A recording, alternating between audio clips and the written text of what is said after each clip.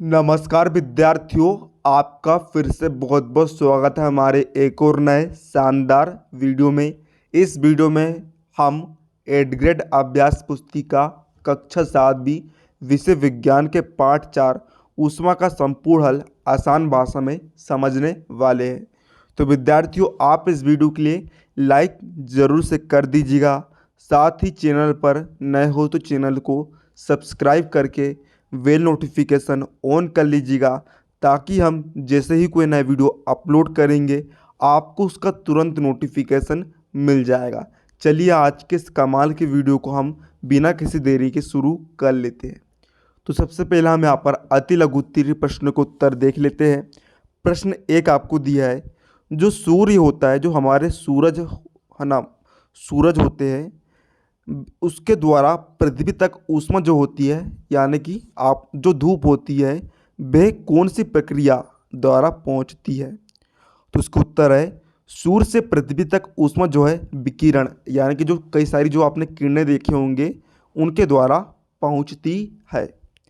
प्रश्न 2 है, यहाँ पर आपको कई सारी वस्तुएं दी गई है, इसमें से आपको ठंडी और गर्म वस्तुओं को आपको अलग अलग छांटना है। तो देखिए, सबसे पहले हम लिख देते हैं ठंडी वस्तुएं। देखिए, आइसक्रीम है, फलों का रस, तलने के लिए उपयुक्त किसी बर्तन की हत्ती, ये सभी क्या में आएगी, ठंडी वस्तुओं के अंतर्गत आएगी। और गर्म वस्तु यहाँ पर कौन सी होगी, चाय के प्याले में रखी चम्मच। प्रश्न 3 हमें दिया है, डॉक्टरी थर्मामीटर का परिसर लिखिए। सबसे पहले आपको सेल्सियस स्केल में लिखना है और फिर फ़ारेनहाइट स्केल में लिखना है। तो सबसे पहले हम लिखते हैं सेल्सियस स्केल में।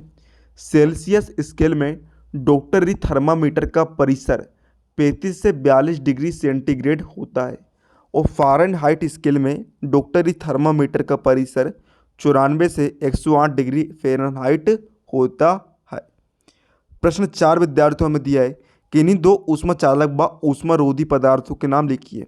ऊष्मा चालक पदार्थ यानी कि ऐसे पदार्थ जिनमें से जो विद्युत होती है, विद्युत और ऊष्मा का प्रवाह हो सकता है, जो बिजली है वह इनमें से गुजर कर जा सकती है। और ऊष्मारोधी पदार्थ यानी कि ऐसे पदार्थ जिसमें से विद्युत प्रवाहित नहीं हो सकती। तो ऊष्मा चालक कौन कौन से पदार्थ होंगे, लोहा, तांबा, एल्यूमिनियम। और ऊष्मारोधी पदार्थ के हमने उदाहरण लिख दिया है, लकड़ी, रबर और प्लास्टिक। इन सभी में से जो है विद्युत का प्रवाह यानी कि बिजली होकर नहीं जा सकती। अब विद्यार्थियों, आगे बढ़ने से पहले मैं आपको जानकारी दे देता हूँ, यदि आप 7वीं विज्ञान की 8th ग्रेड अभ्यास पुस्तिका के सभी पाठों का हल देखना चाहते हो तो इस वीडियो को पूरा देखने के बाद आपको डिस्क्रिप्शन में एक प्लेलिस्ट की लिंक आपको देखने को मिल जाएगी। उस लिंक पर क्लिक करके आप सभी पाठों को हल देख सकते हैं। आपको किसी भी और दूसरे चैनल पर भटकने की बिल्कुल भी ज़रूरत नहीं पड़ेगी।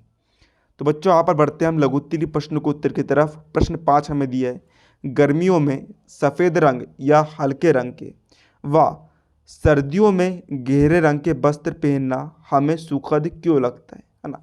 आपने देखा होगा बच्चों, कई सारे लोग जो है गर्मी में सफ़ेद रंग के वस्त्र पहनते हैं, लेकिन सर्दी में जो है गहरे रंग के, जैसे कि काले, नीले, इस प्रकार के रंग के वस्त्र पहनते हैं। तो उन्हें पहनना हमें अच्छा क्यों लगता है। तो उसका उत्तर है, गहरे रंग के जो पृष्ठ होते हैं अपेक्षाकृत अधिक ऊष्मा अवशोषित करते हैं ना। जो गहरे रंग के जो कपड़े होते हैं, जो गहरा रंग होता है जैसे कि काला, नीला, ये सब क्या होते हैं और अधिक ऊष्मा को अवशोषित करते हैं। जैसे कि यदि आप काले रंग के कपड़ों को पहनकर यदि आप धूप में चले जाओ तो वह जो है आपको और ज़्यादा गर्मी दे देगा, है ना, गर्मी बना रखेगा। इस कारण जो है सर्दियों में हम गहरे रंग के वस्त्र पहनना हमें सुखद लगता है, सुखद व आनंददायक लगता है। अब बच्चों, प्रश्न 6 हमें दिया है, प्रयोगशाला तापमापी व डॉक्टरी थर्मामीटर के बीच समानताएं व अंतर लिखिए। तो देखिए, समानताएं क्या है, दोनों को उपयोग हम तापमान के लिए करते हैं, ताप को मापने के लिए करते हैं। इसमें अब अंतर देख लेते हैं। पहला, डॉक्टरी थर्मामीटर का उपयोग मानव शरीर, है ना, इंसानों के शरीर का ताप मापने के लिए किया जाता है, जबकि प्रयोगशाला तापमापी के द्वारा किसी भी वस्तु का ताप मापा जा सकता है। दूसरा पॉइंट हम देख लेते हैं, डॉक्टरी थर्मामीटर का परिसर जो होता है कितने से कितने बीच का होता है, 35 डिग्री सेंटीग्रेड से 42 सेंटीग्रेड के बीच का होता है। जबकि प्रयोगशाला तापमापी का परिसर जो होता है ऋण 10 सेंटीग्रेड से 110 सेंटीग्रेड तक होता है। प्रश्न 7वां में दिया है, इसमें आपको ऊष्मा चालन व ऊष्मा संवहन प्रक्रम को उदाहरण सहित आपको स्पष्ट करना है।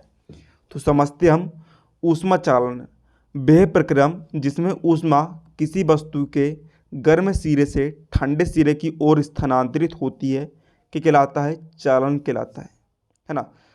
जो ऊष्मा या फिर गर्मी होती है वह क्या, गर्म सिरे से, जो उसका गर्म सिरा होता है उसकी तरफ से ठंडे सिरे की ओर स्थानांतरित होती है। ठोस धातु में ऊष्मा संचरण चालन द्वारा होता है। और ऊष्मा संवहन किसे कहते हैं, जब कोई पदार्थ ऊष्मा लेकर चला जाता है और उसके स्थान पर अगला कण आकर ऊष्मा ग्रहण करता है। यह प्रक्रिया निरंतर चलती रहती है। इसे हम क्या कहते हैं, ऊष्मा स्थानांतरण की इस विधि को हम संवहन कहते हैं। विद्यार्थी प्रश्न 8वां में दिया है, सर्दियों में आप एक मोटे कंबल अथवा एक के ऊपर एक जुड़े दो पतले कंबल में से किसका चुनाव करेंगे, कारण स्पष्ट कीजिए। तो इसका उत्तर है, सर्दियों में हम एक मोटे कंबल की अपेक्षा, है ना, इसको छोड़कर हम एक के ऊपर एक जुड़े दो पतले कंबलों का चुनेंगे, क्योंकि दो कंबलों के बीच वायु की एक परत विद्यमान है ना। दो कंबलों के बीच क्या होती है, एक वायु परत विद्यमान होती है, उसमें वायु जो है यानी कि हवा जो है जमा होती है, जो ऊष्मा का खिंचालक होने से हमें उष्णता का अनुभव कराता है, जो कि हमें और भी ज़्यादा गर्मी देता है। अब विद्यार्थी 9वां क्वेश्चन हमें दिया है कि डॉक्टरी थर्मामीटर का चित्र बनाइए। डॉक्टरी थर्मामीटर उपयोग करने के लिए आवश्यक सावधानियां क्या है।